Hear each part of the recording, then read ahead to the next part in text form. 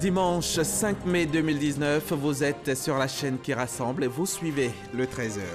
Le président nigérien Mahamadou Issoufou était hier à Abidjan pour une visite de travail et d'amitié de 24 heures.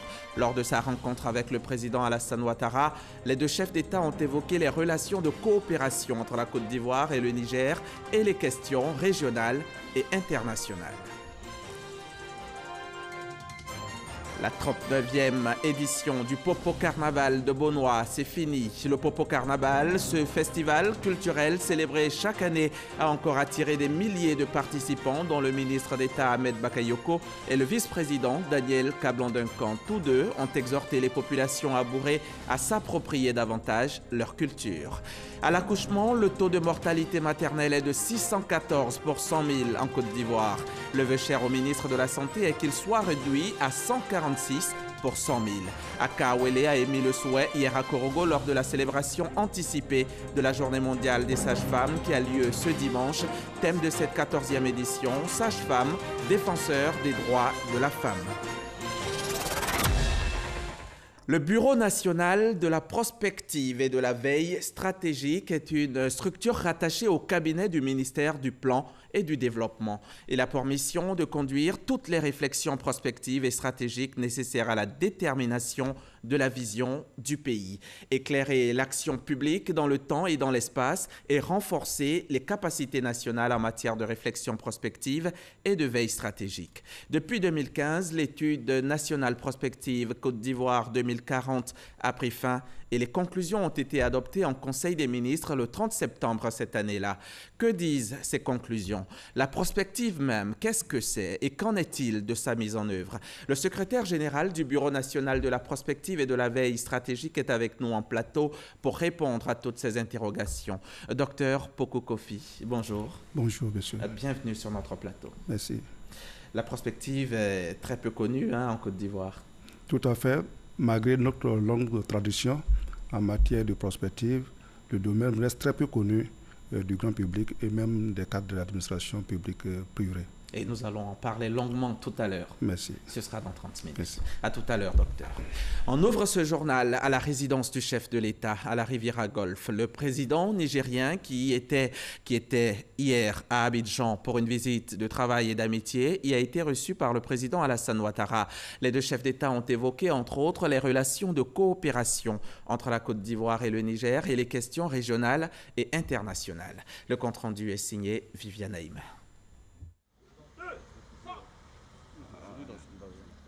C'est à sa résidence de la Riviera Golf à Cocody que le président de la République Alassane Ouattara a choisi de recevoir son hôte, le président du Niger Mahamadou Issoufou, en visite d'amitié et de travail ce samedi 4 mai à Abidjan.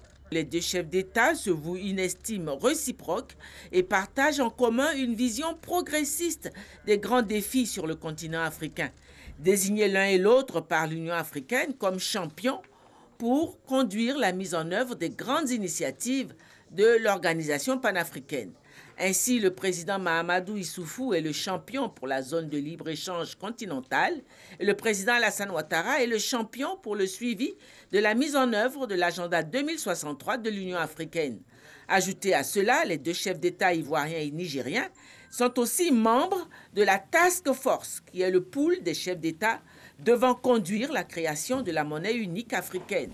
C'est dire leur engagement et leur implication personnelle pour faire avancer le continent africain. Les échanges qu'ils ont eus ce samedi à Abidjan ont porté sur ces différentes questions d'intérêt commun, sans oublier la question de la lutte contre le terrorisme dans la région ouest-africaine, devenue une urgence. Les deux chefs d'État ont par ailleurs décidé de renforcer l'axe Abidjan-Niamey. Je me réjouis de cette visite qui vient renforcer les excellentes relations d'amitié et de fraternité qui existent entre la Côte d'Ivoire et le Niger depuis l'époque de nos premiers présidents, le président Amani Diori et le président Félix Houphouët-Boigny. Je voudrais profiter de votre présence à Abidjan pour me féliciter de l'exemplarité des relations de coopération qui unissent nos deux pays ainsi que du comportement remarquable, et je tiens à le souligner, de la communauté nigérienne en Côte d'Ivoire, tout comme son importante contribution à l'essor économique de la Côte d'Ivoire. Monsieur le Président, chers frères, nous venons d'avoir un entretien très fructueux au cours duquel nous avons réaffirmé notre volonté de renforcer davantage les relations entre nos deux pays. En effet, en dépit des importantes potentialités qu'offrent nos deux pays, le volume des échanges demeure très faible et cela, nous l'avons déploré. Nous nous sommes donc accordés sur la nécessité de dynamiser ces échanges à travers l'identification de secteurs d'échanges prioritaires, tels que l'agriculture, l'élevage, le transport, ainsi que la promotion des investissements dans nos deux pays. À cet égard, nous invitons le gouvernement et la population nigérienne à s'approprier le port autonome d'Abidjan et le port sec de Késédougou, dont les travaux débuteront très prochainement afin de bénéficier de leurs extraordinaires atouts. Enfin, nous avons décidé du renforcement de la coopération sécuritaire, notamment la lutte contre le terrorisme et la grande criminalité, et nous avons souhaité bénéficier de votre expérience et de la réussite de votre stratégie en la matière. La Côte d'Ivoire apportera son soutien à travers le déploiement en septembre 2019 d'un bataillon de 650 soldats au Mali, dans le cadre de la MINUSMA. Nous continuerons également de plaider pour un engagement plus fort des Nations Unies à travers une résolution sous chapitre 7 pour les interventions de la MINUSMA. Nous avons eu l'occasion d'insister sur ce point en décembre dernier lorsque j'ai présidé le Conseil de sécurité de l'ONU. Ma présence ici est un symbole fort de notre volonté commune de renforcer les relations d'amitié et de coopération qui sont vieilles de plusieurs décennies.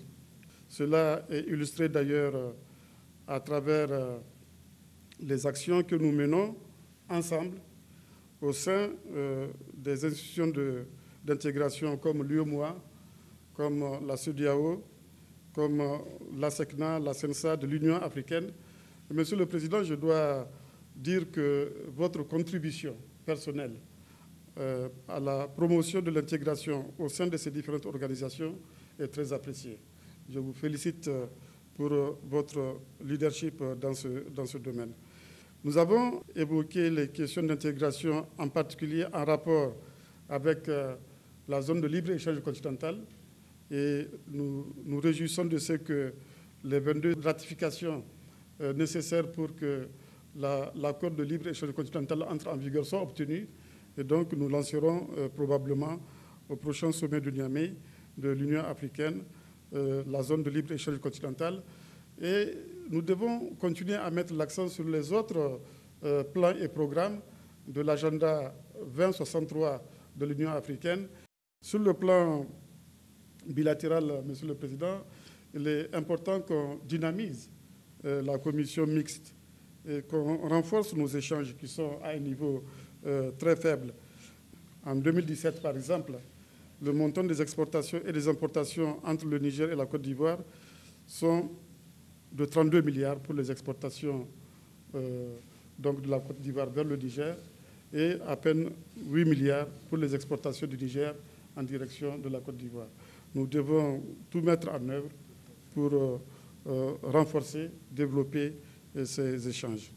Je voudrais aussi vous féliciter, Monsieur le Président, pour le rôle éminent que la Côte d'Ivoire joue au sein du Conseil de sécurité depuis 2018. Sur la période 2018-2019, vous êtes en train d'apporter une contribution très importante et surtout votre présence a permis de défendre les positions africaines au sein du Conseil de sécurité. Et je voudrais vous remercier pour le soutien que vous nous avez apporté par rapport à la candidature du Niger. D'abord, déjà, au sein de la CEDEAO, vous avez soutenu la candidature du Niger et au sein de l'Union africaine, vous avez fait la même chose afin que le Niger puisse occuper un poste de membre non permanent du Conseil de sécurité pour la période 2020-2021. Donc on va succéder pratiquement à la Côte d'Ivoire. Merci beaucoup, Monsieur le Président, pour votre accueil. Merci. Au programme de cette visite d'amitié et de travail est aussi inscrite une rencontre du président Mahamadou Issoufou avec la communauté des ressortissants nigériens en Côte d'Ivoire. Et justement, à l'issue de cet tête-à-tête avec le président Alassane Ouattara, et avant de quitter Abidjan, Mahamadou Issoufou a échangé avec la communauté nigérienne vivant en Côte d'Ivoire. Là, il a été question des conditions de vie de cette communauté. On en sait plus avec Mahama Traoré. Le Niger compte en Côte d'Ivoire des centaines de milliers de ressortissants. Ils exercent pour la plupart dans le secteur informel. À la faveur de la visite officielle effectuée ce samedi en Côte d'Ivoire, le président de la République du Niger a tenu à rencontrer ces Nigériens qui vivent depuis des décennies en Côte d'Ivoire. Question pour Mahamadou Issoufou de s'enquérir des conditions de vie de ses concitoyens en terre ivoirienne. Selon Abdou Djibo, président du Haut Conseil des Nigériens de Côte d'Ivoire, ils vivent en symbiose avec toutes les autres populations. Cependant, la diaspora nigérienne en Côte d'Ivoire, notamment les mineurs, reste confrontée à des difficultés d'identification. En répondant à cette préoccupation en langue haoussa, le chef de l'État nigérien rassure que des mesures seront prises par son gouvernement dans les prochains jours. Mahamadou Issoufou a également présenté à ses concitoyens le bilan de son programme de gouvernance, programme dont l'axe majeur repose sur la quête de l'autosuffisance alimentaire avec la mise en œuvre du plan des 3 N, à savoir les Nigériens nourrissent les Nigériens. À en croire le président nigérien, ce plan rencontre un franc succès dans les 8 régions du pays. Sur le plan politique, il a informé les Nigériens de Côte d'Ivoire de sa volonté de ne pas briguer un 3e mandat à la tête du Niger. Ces échanges fructueux et rassurants ont mis fin à la visite d'amitié et de travail de 24 heures du président Mahamadou Issoufou en Côte d'Ivoire, une visite qui aura permis de consolider les relations entre les deux pays. C'est aux environs de 17 heures que le chef de l'État du Niger a quitté la Côte d'Ivoire. Et pendant ce temps, le vice-président, lui, était à Bonoa, dans le sud Comoé. C'est à une 50aine de kilomètres d'Abidjan. Hier samedi, c'était la clôture de la 39e édition du Popo Carnaval. Défilé carnavalesque, prestations artistiques et folkloriques, tout était réuni pour la célébration de la diversité culturelle de la région. Au grand bonheur des participants, des touristes, des curieux, du parrain honoraire, Daniel Cablan-Duncan, et de notre reporter, Issa Chonayeo. Le roi du Popo Carnaval en feu au stade municipal de Bonoa. Une symbolique marquant la fin de la 39e édition du festival quarantenaire dans la cité de l'Anana. Malgré la forte pluie, les populations sont sorties, nombreuses, pour assister au défilé carnavalesque. Déguisement, danse du terroir et d'ailleurs, mise en valeur des potentialités culturelles et touristiques de la région. Tout y est pour célébrer la diversité culturelle.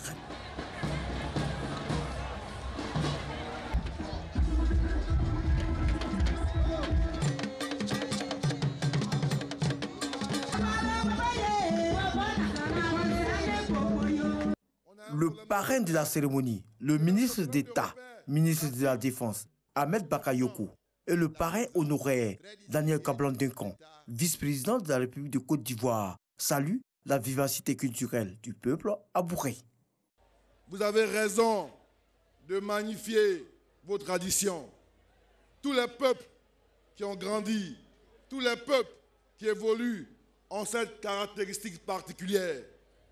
C'est qu'elles prennent tout ce qu'elles ont à apprendre dans le concert des nations, mais elles n'oublient jamais d'où elles viennent et qui elles sont.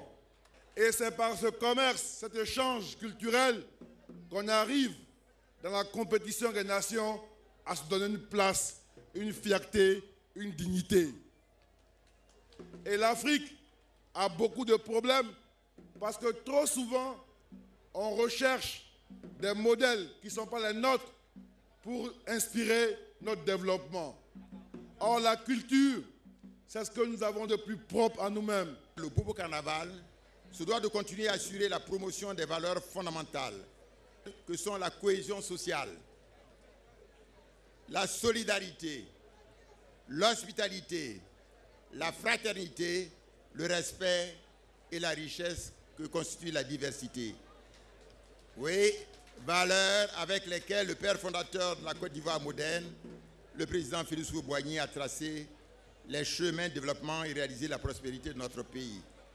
Ces valeurs sont aujourd'hui plus que nécessaires pour une émergence de Beaunois, plus forte, plus solidaire et réconciliée, mais aussi pour l'émergence de l'Ivoirien nouveau, tel que voulu par le président Alassane Ouattara.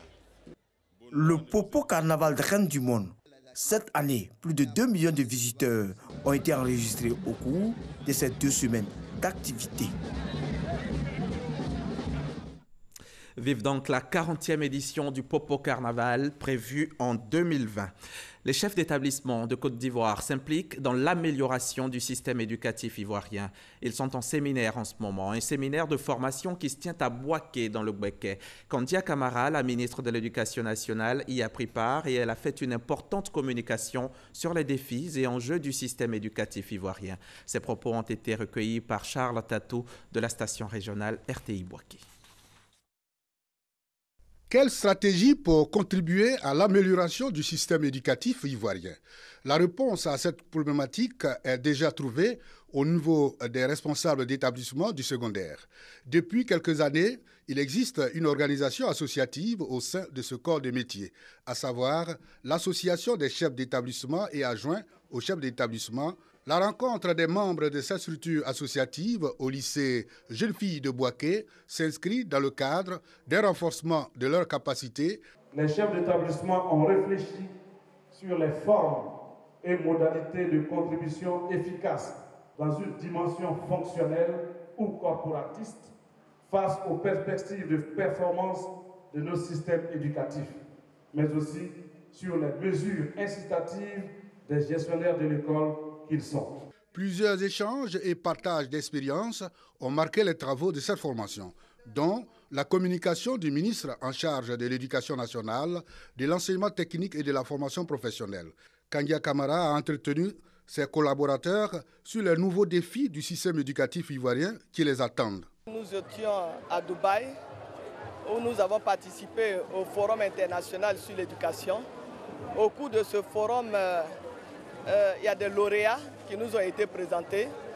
Nous allons, à partir de l'année prochaine, évaluer nos enseignants, non seulement pour, évidemment, découvrir le meilleur enseignant ivoirien, mais nous allons aussi étendre ce concours à tous les acteurs du système éducatif.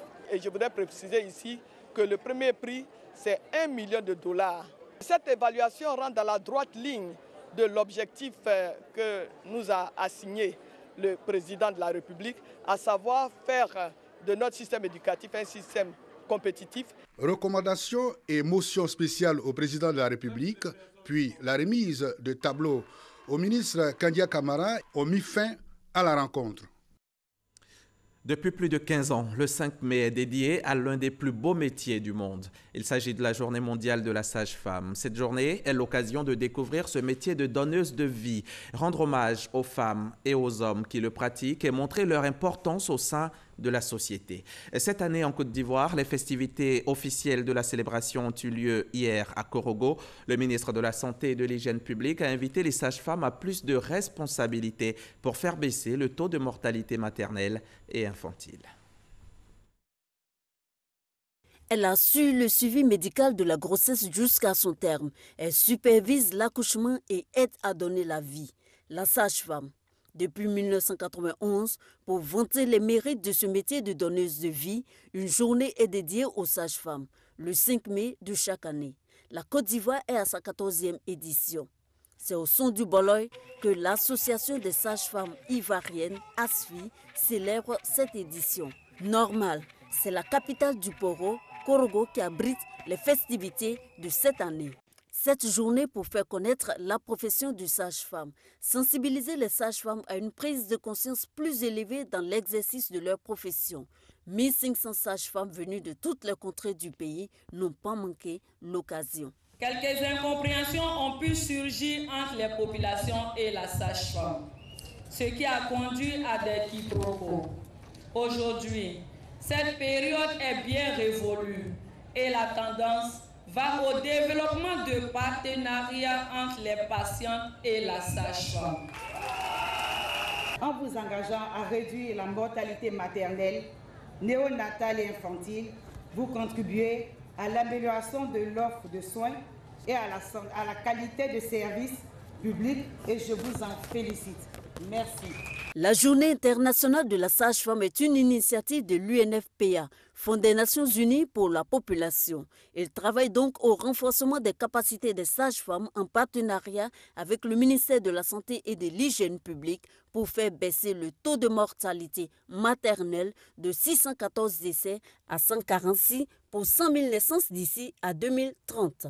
À cette cérémonie, le ministre de la Santé et de l'Hygiène publique, Eugène Akaolé, représentait le Premier ministre Amadou Gon Coulibaly, président de l'édition 2019, à ses côtés des membres du gouvernement. La lutte pour la réduction de la mortalité maternelle et néonatale et infantile. Mesdames les sages-femmes, votre rôle est important, votre responsabilité est grande. Aussi voudrais-je vous exhorter à plus de détermination pour vous acquitter de votre noble tâche, à pouvoir offrir des soins de qualité aux populations qui attendent beaucoup de vous. Je vous conseille à mettre un point d'honneur à l'accueil réservé aux parturiens. Au cours de cette célébration, le ministère de la Santé fait don d'une ambulance à la maternité du CHR de Korogo. Les activités de la Journée internationale de la sage-femme ont débuté depuis le 27 avril dernier par des consultations foraines dans les districts des Savanes. Plus de 7000 femmes ont bénéficié gratuitement du dépistage du col de l'utérus, du cancer de sein et de méthodes contraceptives. Et on peut ajouter, Ami Sissoko, que la Côte d'Ivoire compte plus de 5000 sages-femmes. Bonne journée de célébration à vous toutes. On en vient maintenant à cette série de rencontres initiées par le ministre de la Promotion de la Jeunesse et de l'Emploi des Jeunes. Mamadou Touré a eu une séance de travail cette semaine avec les ministres Kandia Camara et Liramata Bakayoko. Il était question de leur présenter le programme social du gouvernement en faveur des jeunes et surtout solliciter leur soutien. Le compte-rendu d'Ahmed Traoré et Ouattara Amadou Walter. Le ministère de l'Éducation nationale, de l'enseignement technique et de la formation professionnelle et le ministère de la Femme, de la Famille et de l'Enfant, deux institutions liées aux problématiques de la jeunesse visitées par le ministre Mamadou Touré. Il s'est agi pour le ministre de la Promotion de la Jeunesse et de l'Emploi des Jeunes de présenter à ses collègues le programme social du gouvernement en faveur des jeunes.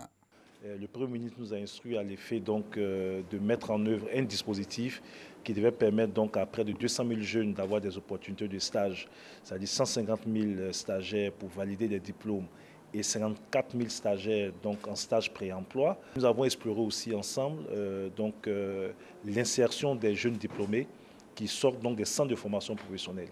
Au cours de cette rencontre, les ministres Kandia Camara et Ramata Bakayoko se sont engagés à soutenir ces projets du gouvernement en faveur de la jeunesse ivoirienne. Nous sommes très satisfaits de ce que nous venons d'entendre, de tout le dispositif qui est mis en place par le ministre de la Promotion des Jeunes et de l'Emploi des Jeunes, parce que c'est un dispositif concret avec des mesures concrètes qui vont adresser les questions qui se posent à nos jeunes que nous formons. Nous sommes dans l'axe 4. L'axe 4, c'est l'axe qui permet d'accroître l'emploi des jeunes, c'est-à-dire donc de donner un emploi décent et stable aux jeunes et des revenus. Et donc les activités génératrices de revenus vont être maximisées avec ce programme. Le programme social du gouvernement vise à renforcer l'action sociale en vue d'améliorer les conditions de vie des populations. Ce, à travers une diversité de secteurs sociaux dont l'électricité, l'emploi pour les jeunes, l'éducation, la santé, l'eau potable. On va maintenant à la page religion de ce journal. L'abbé Léonard Conin a été ordonné prêtre de Jésus-Christ. C'était hier samedi à Nguino, dans le département de Bongouano. Occasion pour Monseigneur Boniface Ziri, évêque du diocèse d'Abengourou, d'inviter les populations de la région du Morono à l'union et à la cohésion sociale. Le reportage de notre correspondant sur place, Herman Niamier. Chants et danses de réjouissance, processions, un jour d'allégresse pour la population d'Inginou dans le département de Bongouanou. Ce village situé à 7 km de Kotobi célébrait avec face l'ordination de son premier prêtre, l'abbé Léonard Ngoran Kone, une ordination dans la pure tradition catholique. Monseigneur Boniface Ziri, évêque d'Abengourou, a invité le nouveau prêtre de Jésus à être attentif à sa conduite et à sa vie, surtout à pratiquer l'humilité pendant son sacerdoce. Il a également lancé un appel à la communauté chrétienne et aux laïcs de la région. Je demande aux chrétiens de notre diocèse et d'ailleurs de nous distinguer par la qualité de notre vie, de nos relations. Il n'y a pas de plus grand amour que de donner sa vie pour ceux qu'on aime. C'est sur ce chemin de l'amour mutuel que le Christ nous invite. Désormais, notre uniforme, c'est l'amour mutuel. Voilà. C'est dans la mesure où nous sémons les graines de l'amour entre nous qu'on peut nous reconnaître comme disciples du Christ. Tout en revêtant l'étole et la chasuble, signe de sa consécration, l'abbé Léonard Ngoran Kone a réitéré sa volonté à se mettre au service de Dieu et de sa communauté. Vous avez vu, il y avait différentes confessions religieuses qui étaient réunies. Tout cela montre le signe de l'unité et je veux être artisan de l'unité. Cette cérémonie d'ordination qui a réuni à Nguinou tout le diocèse d'Abengourou a été également l'occasion pour les fils et filles de célébrer l'union et la cohésion sociale. À Abidjan, la communauté musulmane de Biabou de Dabobo a célébré le Maoulid qui commémore la naissance du prophète de l'islam. À cette occasion, les fidèles musulmans ont prié pour la paix, la stabilité et la cohésion sociale dans le pays. Le témoignage de Parga Sorokone. Nombreux sont les fidèles musulmans venus de toutes les régions de Côte d'Ivoire qui ont pris d'assaut la grande place de la cité bénite de Biabou 2 pour ne pas se faire compter cet événement, la célébration du Maoulid qui commémore la naissance du prophète Mohammed. Une centaine de cheikhs et d'imams des pays voisins, le Mali, la Guinée, le Niger et le Burkina Faso ont également pris part à ce grand rendez-vous islamique. Tout ce que nous constatons aujourd'hui en Côte d'Ivoire en matière d'infrastructure et de développement, les réalisations qui sont déjà en cours, quand je regarde au niveau des écoles et des hôpitaux, je vois que le gouvernement en place ont vraiment travaillé dans de servir toutes les autorités œuvrer davantage tous les voies et moyens qui peuvent vraiment donner une paix durable en Côte d'Ivoire. Qui dit le prophète sallallahu alayhi wa sallam dit que la lumière qui est venue, le prophète sallallahu alayhi wa sallam, qui est la lumière qui est venue éclairer même le monde. C'est la personne même qu'Allah subhanahu wa ta'ala lui a envoyé pour nous faire quitter dans l'obscurité et aller dans la lumière. Au cours de cette célébration, l'imam Sanogo de la mosquée de Biabou, représentant le président du COSIM, Conseil supérieur des imams en Côte d'Ivoire, a au nom du cheikh Boakari Fofana demandé à ses hôtes de multiplier prières et adorations en vue de la consolidation de la paix en Côte d'Ivoire. Des prières ont été dites pour la paix, la cohésion, mais aussi pour le président de la République, Alassane Ouattara, qui a réussi à redonner un nouveau visage à la Côte d'Ivoire. Et comme tous les dimanches, le 13h, ce n'est pas que le journal, c'est aussi le magazine du dimanche. Aujourd'hui, nous recevons Dr Pokou Kofi, le secrétaire général du Bureau national de la prospective et de la veille stratégique. Nous allons tout de suite planter le décor avec ce reportage signé Mahama Traoré. Penser le futur d'une nation sur le long terme afin d'anticiper toute éventualité, mais aussi faciliter la prise de décision sur le court et moyen terme. Tel est le sens d'une étude nationale prospective, une sorte de boussole qui a vocation à orienter la vision de développement souhaitée pour un pays. En la matière, la Côte d'Ivoire fait office de bon élève. À ce jour, le pays peut se targuer d'avoir réalisé 4 études nationales prospectives. La première, baptisée Côte d'Ivoire 2000, fut réalisée entre 1973 et 1974. 10 ans plus tard, suivra Côte d'Ivoire 2010, la deuxième étude prospective. La troisième étude prospective, dénommée Côte d'Ivoire 2025, sera effectuée entre 1993 et 1995. Puis, la tradition de la réflexion prospective va connaître un coup d'arrêt en raison des crises militaro-politiques. Elle sera relancée en 2008 par le gouvernement. Le Bureau national de la prospective et de la veille stratégique, structure attachée au ministère du Plan et du Développement, sera chargé de penser la Côte d'Ivoire à l'horizon 2040. Les travaux vont aboutir au résultat suivant. En 2040, la Côte d'Ivoire sera une puissance industrielle, unie dans sa diversité culturelle, démocratique et ouverte sur le monde. Afin de réaliser ce scénario, le Bureau national de la prospective fait de la veille stratégique afin de prévenir d'éventuels risques susceptibles de bouleverser la marche du pays vers son développement. Alors, docteur Pokou, la prospective, qu'est-ce que c'est? Merci. Avant de répondre à votre question, je voudrais, au nom de Madame le ministre du Plan et du Développement, remercier la Direction générale de la RTI qui a accepté que l'on vienne ici présenter les grandes conclusions de l'étude nationale prospective Côte d'Ivoire 2040. C'est avec plaisir qu'on vous reçoit.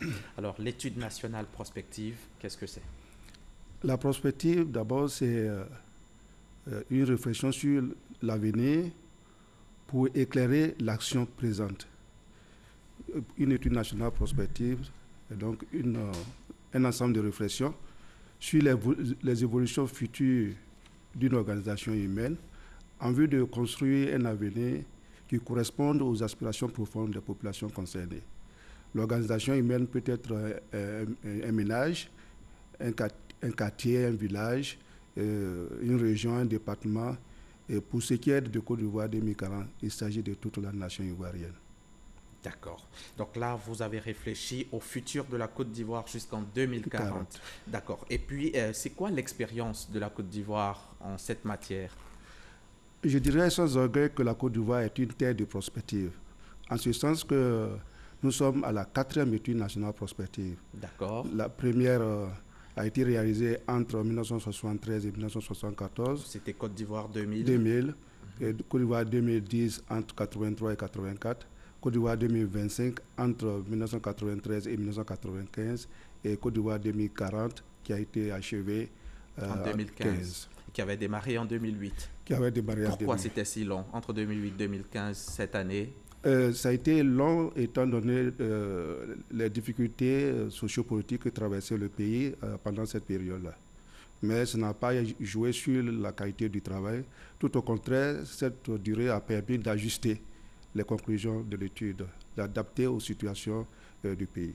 Mais justement, vous parlez des difficultés sociopolitiques dans le pays entre-temps. Ça n'avait pas été prévu par Côte d'Ivoire 2025, par Côte d'Ivoire 2010, ces difficultés sociopolitiques-là, vu que vous anticipez sur la durée? Si on regarde Côte d'Ivoire 2025, on pourrait dire que les éléments que nous avons connus sur cette période étaient envisagés par l'étude en question. Ah oui. J'ai dit envisagé par l'étude en question.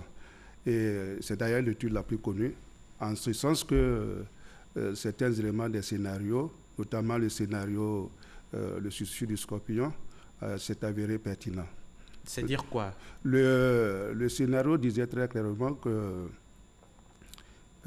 s'il y a déficit de démocratie, dérive tribale, dérive identitaire, lutte religieuse, la presse qui est partisane, déficit démocratique, mauvaise gouvernance économique, il va y avoir des mécontentements des pays, des soulèvements, et l'armée peut s'y mixer dans le jeu politique. Ça avait été prévu dans Côte d'Ivoire 2025. Ça a été envisagé dans Côte d'Ivoire 2025. D'accord. Et est-ce que les gouvernants, la question qui me vient tout de suite, est-ce qu'ils tiennent compte de vos résultats? Parce que si, malgré votre anticipation, on a quand même connu ces crises-là, je me demande, est-ce que les gouvernants tiennent compte des résultats du Bureau national? Les gouvernants tiennent compte des résultats des études nationales prospectives. Il y a d'ailleurs une bonne articulation entre prospective et planification au niveau de la Côte d'Ivoire. Côte d'Ivoire 2000 a profondément inspiré le plan quinquennal de développement économique, social et culturel de 1976-80. Et bien que Côte d'Ivoire 2025 n'ait pas abouti à un programme, à un plan, cette étude a fortement alimenté le projet de gouvernement dénommé les 12 chantiers d'éléphants d'Afrique. Mais vous avez quelque peu raison. Si on a connu cette situation dont on parlait tout à l'heure, c'est peut-être parce que l'attention n'a pas été soutenue par rapport aux recommandations de Côte d'Ivoire 2025. Eh bien, il faut dire que dans vos études, vous ressortez plusieurs scénarios. Oui. Il y a le scénario souhaité, oui, et il y a également le scénario catastrophe. Est-ce que les gouvernants ne tiennent pas seulement compte peut-être que des scénarios souhaités et oublient ce qui pourrait être les catastrophes? Il y a plusieurs scénarios quand on conduit une étude nationale prospective, étant donné qu'il y a plusieurs futurs possibles. Exact. Et donc, il y a des scénarios catastrophes qui sont pessimistes, oui, les scénarios optimistes donc, de référence, et puis les scénarios tendanciels qui sont intermédiaires quand même. Alors, il se peut que, généralement, c'est constaté d'ailleurs, que certains gouvernants prennent en compte le scénario optimiste et négligent quelque peu la surveillance des scénarios pessimistes. Alors que si vous dans le cas de Côte d'Ivoire 2025, on a bâti le programme de gouvernement sur le scénario optimiste, l'éléphant en marche. Et les autres scénarios pessimistes ont été quelque peu oubliés. Exemple, l'éléphant au pied d'argile. Dans Côte d'Ivoire 2040, le scénario catastrophe, c'est le déclin de l'éléphant. En 2040, il se peut que la Côte d'Ivoire soit sur une trajectoire déclinante. C'est vrai que la Côte d'Ivoire va continuer de jouer les premiers rôles dans la production de matières premières mondiales, ce qui lui permet d'avoir une des économies les plus dynamiques en Afrique.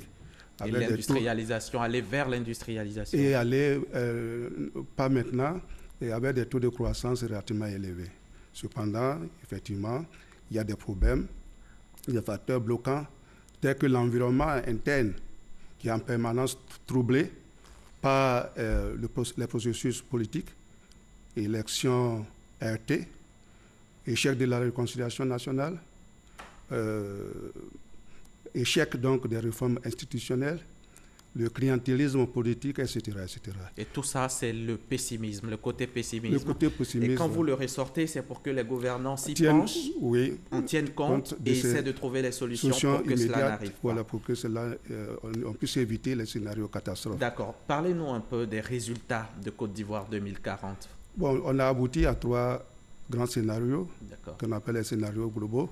Donc, je viens de présenter quelque peu le scénario catastrophe, qui est le déclin de l'éléphant. La référence à l'éléphant est due au fait que l'éléphant est notre mythe fondateur. Exactement. Et il y a le scénario de l'éléphant au pied d'argile. C'est un éléphant donc qui est très fragile, qui ressemble donc à de l'argile, en ce sens que la Côte d'Ivoire enregistre des performances remarquables à divers niveaux. Seulement, également, il y a des tendances lourdes qui ne s'inversent pas, notamment le coût élevé des facteurs de production, ce qui fait que les entreprises installées en Côte d'Ivoire ne sont pas compétitives au plan international. Et il y a donc une mauvaise répartition des fruits de la croissance. Il y a les taux de chômage qui sont élevés, notamment en ce qui concerne les jeunes et les femmes. Et il y a donc maintien de la femme dans un statut social inférieur, ainsi de suite. Vous parlez... Et le troisième... Ok, allez-y. Allez-y, le troisième scénario, c'est le rayonnement de la Côte d'Ivoire. Dans ce scénario, la Côte d'Ivoire a opéré en 2040 toutes les révolutions et transformations nécessaires, ce qui lui permet d'être effectivement une puissance industrielle épaulée par une puissance éducative.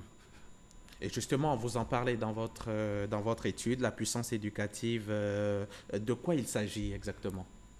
On a remarqué un fort lien entre la performance du système éducatif et les progrès socio-économiques des pays concernés. En Côte d'Ivoire, donc, l'étude nationale prospective Côte d'Ivoire 2040 suggère une réforme profonde du système éducatif en vue de produire des ressources humaines de qualité.